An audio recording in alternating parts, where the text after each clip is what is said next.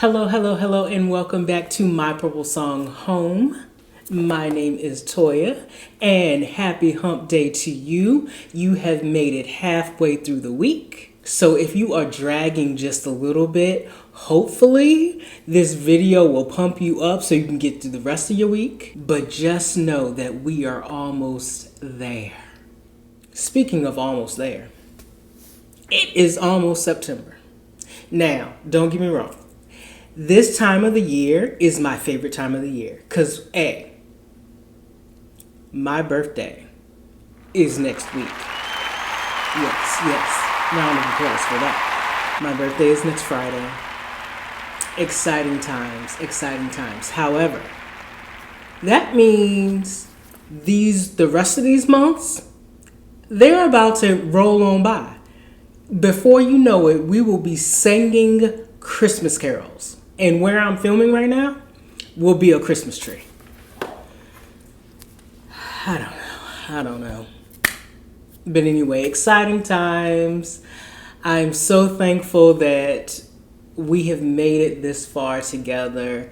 If you're watching this, God has given you one more day to get it right, to create your own path in life, to live out your purpose. So I'm thankful for that. Now, I have to say, August, we have talked about some really good things. We've talked about a difficult decision that I had to make at the end of July, first part of August. We've talked about when you step out on faith and you don't exactly know what that next step is going to be. And last week, we talked about starting over and realizing that just because things don't turn out the way we planned doesn't mean your story is over. And today I want to take the conversation a step further. Because sometimes we know what we want to do. We know what we're capable of. We even know what God has placed in us. But we still don't move. And you remember how I said sometimes it's fear? Sometimes it's not fear. It's sometimes because we are waiting for someone to give us permission. And I know all y'all out there know exactly what I'm talking about. You're waiting for somebody to say, oh, you can do it. You're ready. You're qualified, or I believe in you. And until you hear those words, you will stay right where you are. But I want you to think of this question. What if nobody ever comes to give you that permission? What if you've been waiting on something that you were never supposed to wait for? Because this month we've been talking about stepping out and building, starting over, and trusting God. And there's another layer to this conversation that I don't want you to miss. At some point, you have to stop waiting for someone to validate what God has already placed inside of you. I don't know whether you know this or not, but today is Women's Equality Day. And August has been Black Business Month. So today I want to celebrate that by talking about the opportunities we've created, barriers we've broken through, and the doors that we've opened for the women coming behind us. But I don't want today's conversation only to be about that, of course. This conversation is about anybody who has been waiting for permission to become who they are already supposed to be. And sometimes that permission comes from a parent, comes from a boss, spouse, friends, or even sometimes we wait for society to tell us, okay, it's your turn. And if we're being completely honest, a lot of times we're waiting on ourselves as well. We're waiting until we feel confident enough, qualified enough, ready enough.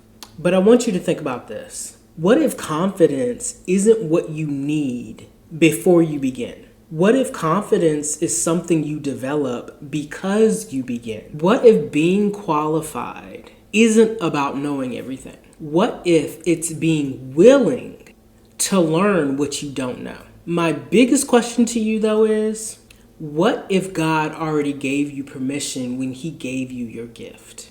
Because if that's true, then what exactly are you waiting for? Let's talk about it.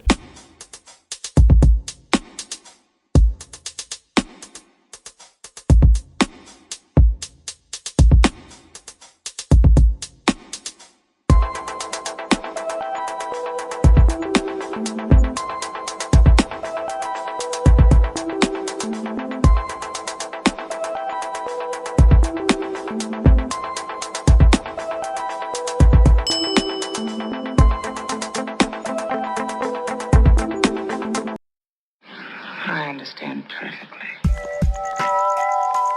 I think a lot of us underestimate how much of our lives is shaped by permission. And I'm not talking about literal permission. I'm talking about the internal feeling that will tell us that it's okay to do something right now. Because sometimes we don't need somebody to physically stop us. We stop ourselves. We tell ourselves that we're not ready. We tell ourselves that we're not qualified or there's somebody better that can do the job. And eventually we feel so comfortable waiting that waiting starts to feel like wisdom. And that's the dangerous part. Because sometimes waiting is wisdom, but sometimes waiting is fear in a very fancy, reasonable outfit. And you actually convince yourself that you're being patient, when really you're afraid of what happens if you actually try. Think about how many times you come up with an idea, really good idea, and immediately start explaining all of the reasons why that idea would not work. Before anybody else can reject you, you've rejected yourself. Sit with that for a second.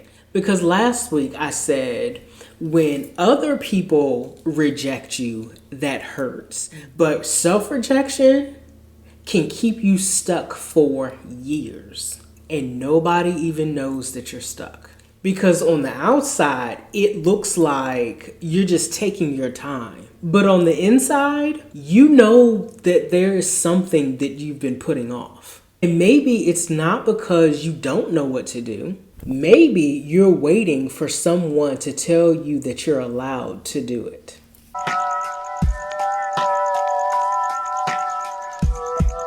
And there's this idea, this silly idea that we have to be qualified before we can do a certain thing.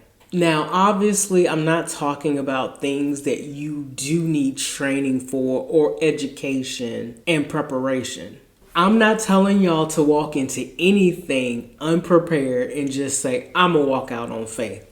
That's not what I'm gonna tell you to do. But there's a difference between being prepared and believing that you have to know everything before you begin.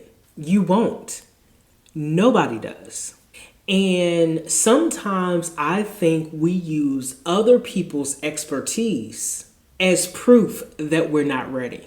We see somebody that's been doing something for 20 years and compare us to them on our day one. So every Monday, I watch like not a billion, Toya. I watch several podcasts and I see the viewer count and I see their follower amounts. I see their likes and I'm just like, dang, I got 20 people looking at my video.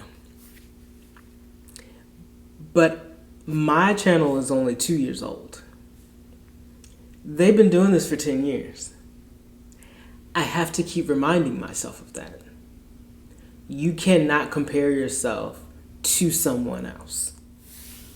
Of course, they look more confident. They've had 20 years to be confident. That's like looking at somebody's full chapter to your one paragraph. That's not fair and it's not realistic. You have to be willing to be new at something, willing to ask questions. You have to be willing to make mistakes. And you have to be willing to make yourself grow into somebody that is capable of carrying the thing that you're asking God for. Because sometimes we're asking God for the opportunity while refusing to become the person that can handle said opportunity. Now, that's a different conversation.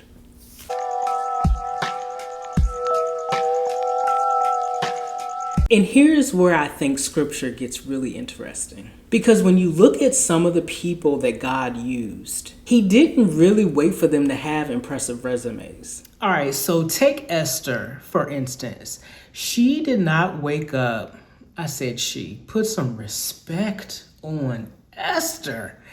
Esther did not wake up one morning saying, oh, I think I'm going to be a key figure that's going to save my people. That did not happen. She was put in a position that she did not necessarily plan for. And eventually she had to make a decision. She could have stayed quiet, or she could have used the position that she was given. And I think that's important because sometimes I think we're waiting for God to give us a title before we'll use our influence. We're waiting for the promotion, the degree, the business, the platform, the recognition. But Esther did not need another title. She needed courage. She needed to recognize that where she was placed gave her an opportunity to do something meaningful. And that's a word for somebody. You may be already standing in the room that you have been praying to God to get you into. You're just waiting for somebody to tell you that you belong there.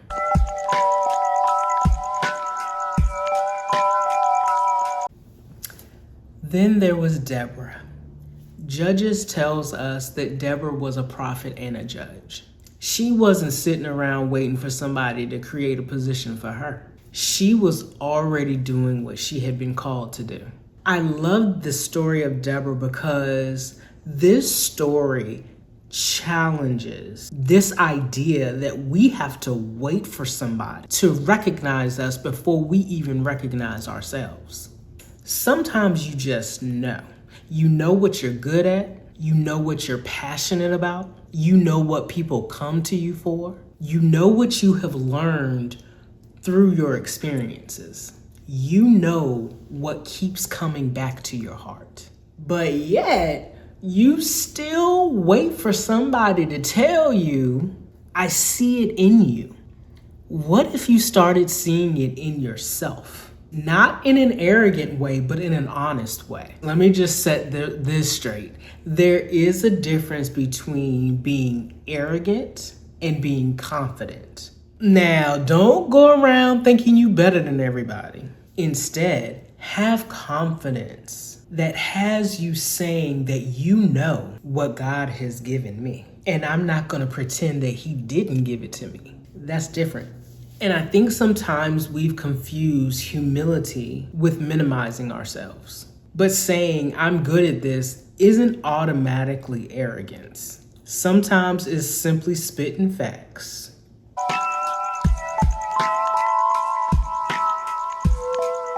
This is what I want y'all to understand.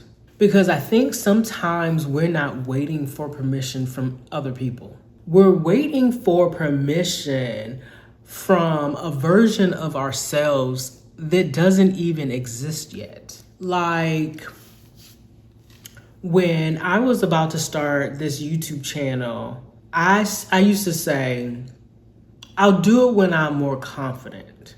But how do you become more confident? You do something that scares you. You survive it. You learn from it. And then you do it again. That's how confidence builds up. Because it surely isn't sitting around thinking about how confident you are going to be one day. That's not at all how that works. I think that's why so many people get stuck. They're waiting to feel different before they behave differently. But sometimes your behavior has to come first. You have to take that first step while your voice is still shaky. You have to apply before you completely feel qualified. You have to speak before you feel like an expert. And yes, you may feel uncomfortable. and that's okay. But being uncomfortable doesn't automatically mean you're doing the wrong thing. Sometimes it just simply means that you're doing something that you've never done before.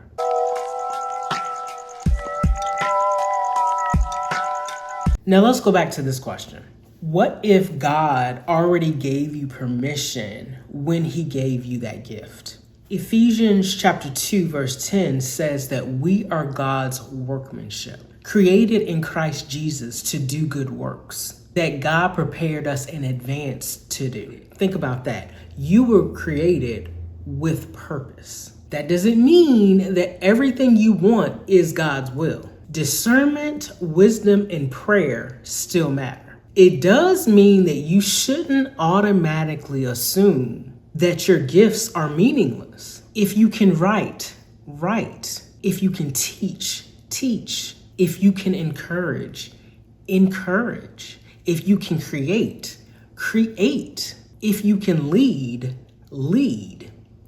And notice what I said. I'm not saying build $1 million business tomorrow. I'm saying use what you have. I remember years ago when I was praying to God every night. I will never forget this period in my life where I was praying to God, what is my purpose?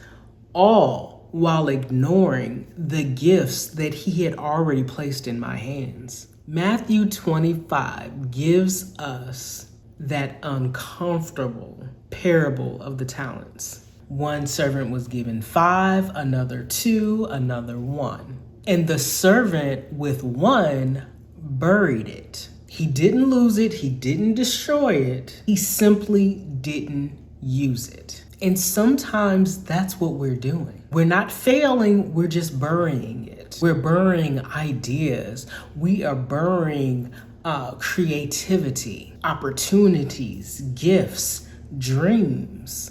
And then years later, we're wondering why we're so unfulfilled. And I'm about to slap you over the head now because I want to tell you that maybe it's because there's something inside of you that keeps asking to be used.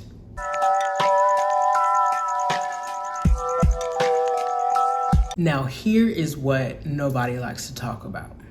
What if I'm wrong? What if I move and I'm wrong? I'm gonna take it back to this YouTube channel again. What if I put myself out here, make these videos, spend all this time editing, and this channel does not grow at all? What if nobody watches? What if nobody connects to what I'm saying? Well, then I learn, because I would rather try.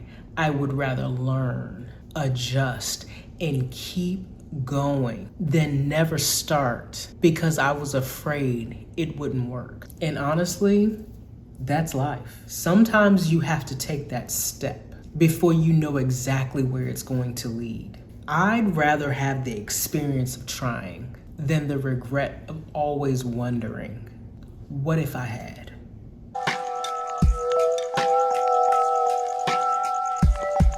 And once you stop waiting for permission, then that might lead to your next problem. People may not understand you. I'm gonna say this loud enough for the people in the back to hear. Everybody doesn't have to understand a decision that wasn't given to them. Sometimes we explain ourselves way too much. We want everybody to agree, to see what we see while we're choosing a different life. But here's the thing. Some people simply won't understand until they see the result. And get this, some people won't even understand then, and you have to be okay with that. Because if your ability to move depends on what other people think, you're giving everybody else control over your life. And that is too much power to hand over.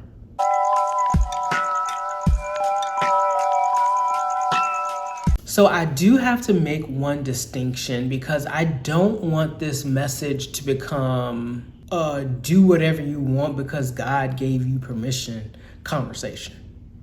That's not what I'm trying to do. There is a difference between God's direction and our own ambition. And that's why prayer, scripture, and counsel matters. Sometimes we need to really slow down and ask, is this something that God is leading me toward? Or is this something that I simply want? Because those aren't always the same thing.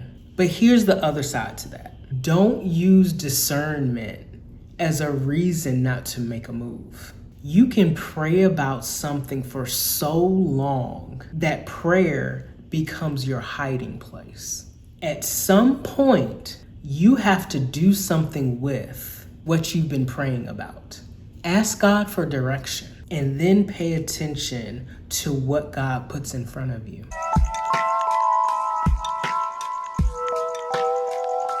All right, so let's bring this down to real life. If you realize that you've been waiting for permission, what do you actually do? First, tell yourself the truth. Ask yourself what you have been waiting for. And be honest about whose approval you've been waiting for. Because once you identify that, you can actually start separating what you actually need from what you've convinced yourself you need. Then take the smallest meaningful action you can take. Not the dramatic one, the next one. Make the call. Submit the application. Have the conversation. Whatever it is, just move. And then let the process teach you. You do not have to prove that you can do everything. You just need to prove that you're willing to begin.